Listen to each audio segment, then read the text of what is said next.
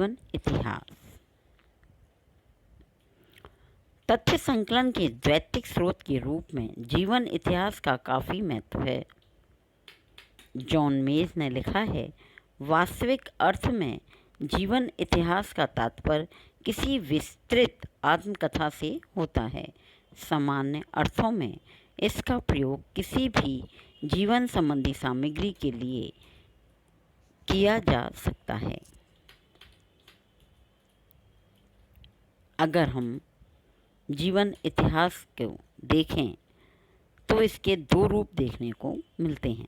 पहला है आत्मकथा, जिसे व्यक्ति अपने संबंध में स्वयं लिखता है, और दूसरा जीवन चरित्र, जिसे कोई व्यक्ति किसी अन्य व्यक्ति के जीवन संबंधी घटनाओं के बारे में लिखता है। साधारणतः प्रसिद्धि पास व्यक्तियों के जीवन चरित्र ही लिखे जाते हैं। कहने का तात्पर्य है कि जीवन इतिहास हमें दो रूपों में प्राप्त होता है, एक तो आत्मकथा के रूप में और दूसरा जीवन चरित्र के रूप में। जैसे कि हम 10th-12th में पढ़ते हैं कि जीवन परिचय, कवियों का, लेखकों का, महापुरुषों का, ये जो सारे जीवन परिचय हैं ये स्वयं उस व्यक्ति के द्वारा नहीं लिखे गए हैं जिस व्यक्ति के बारे में हम पढ़ रहे हैं। जैसे सूरदास के, तो उसके जो अनुचर थे या उनके साथ जो रहने वाले लोग थे, उन्होंने उनके अच्छाइयाँ और बुराइयों को अध्ययन किया, उनके साथ रहे, उस समय को उन्होंने जीवन परिचय के रूप में उनके विषय में लिखा। आत्मकथा, जैसे गांधी जी ने लिखी अपनी आत्मकथा पुस्तक के द्वारा माध्यम से, तो आत्मकथा है कि हम अपने बारे में स्वयं क्या क्या घटनाएं घटी, कैसे कैसे काम किए, पूरे जीवन वृत्तांत को उसमें हम लिखें। तो इस तरीके से दो प्रकार से हमें जीवन का इतिहास प्राप्त होता है। स्पष्ट है? जीवन इतिहास आत्मकथा के रूप में स्वयं द्वारा भी लिखा जा सकता है और किसी अन्य व्यक्ति के द्वारा भी। ये दोनों ही द्वैतिक तथ्य संकलन के प्रमुख स्रोत हैं। किसी महापुरुष की जीवन इतिहास से उसके समय की सामाजिक, आर्थिक, राजनीतिक, सांस्कृतिक एवं विभिन्न प्रकार की घटनाओं को समझने में सहायता मिलती है।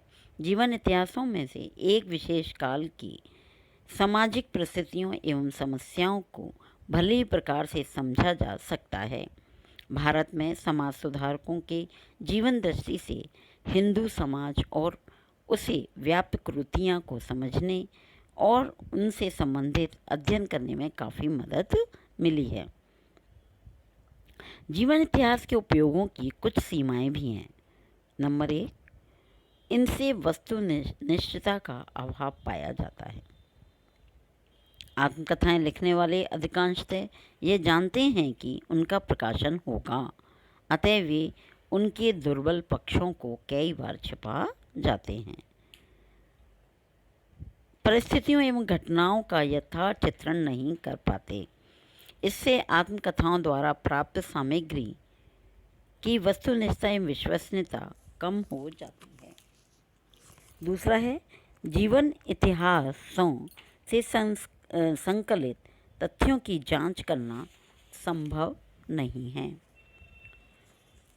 तीसरा है, जीवन इतिहासों में व्यक्ति के व्यक्तित्व को बहुत बड़ा चढ़ाकर प्रस्तुत किया जाता है। जीवन चरित्र लिखने वाले किसी भी नेता या महापुरुष की प्रशंसा में घटनाओं की बड़ा चढ़ाकर प्रस्तुत करते हैं। चौथा है, लेखक जिन घटनाओं को अपनी दृष्टि से महत्वपूर्ण समझते हैं उन्हें बड़ा चढ़ाकर और शेष को या तो अति संक्षिप्त में प्रस्तुत करते हैं या छोड़ देते हैं। जो बातें उनके सम्मान की दृष्टि से अरुचिकर होती हैं उन्हें वे स्थान नहीं देते। इससे वास्तविक स्थिति का पता नहीं चल पाता है। ऐसी सामग्री के आधार पर वैज्ञानिक निष्कर्ष निकालना बहुत कठिन है। चौथा है हमारा सामग्री व्यक्तिगत प्रलेखों में, वो है संस्मरण। कई लोग अपनी यात्राओं, जीवन के महत्वपूर्ण घटनाओं एवं रोमांचकारी अनुभवों को स्मरण के रूप में लिखते हैं या इन्हें समय समय पर अन्य व्यक्तियों को सुनाते हैं।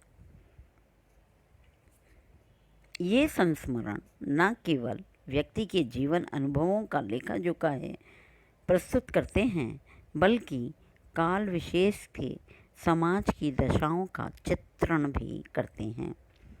यात्राओं व महत्वपूर्ण घटनाओं के संस्मरण लिखने का प्रचलन प्राचीन काल से ही चला आ रहा है।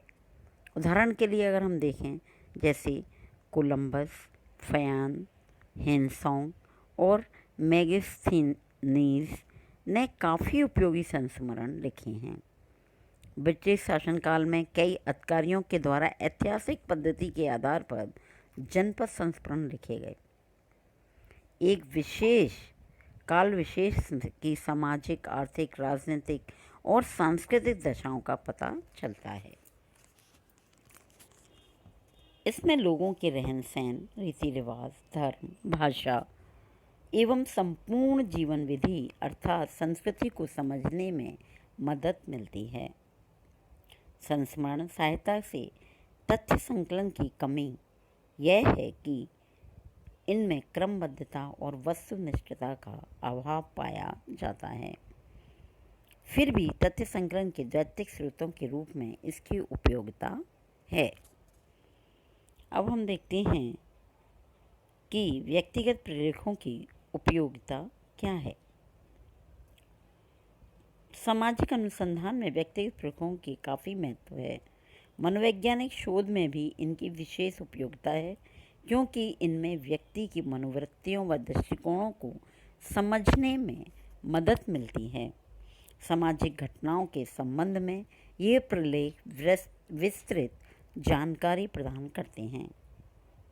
यदि पत्र, डायरियाँ, जीवन इतिहास और संस्मरण प्रकाशन के उद्देश्य से नहीं लिखे गए हैं, तो उनकी विश्वसनीयता और वस्तुनिष्ठता काफ़ी बढ़ जाती है। तो कहने का तात्पर्य है कि इनकी अनुसंधान के क्षेत्र में अनुसंधानकर्ता के लिए एक उपयोगी स्रोत है। अब आता है व्यक्तिगत प्रलेखों की सीमा।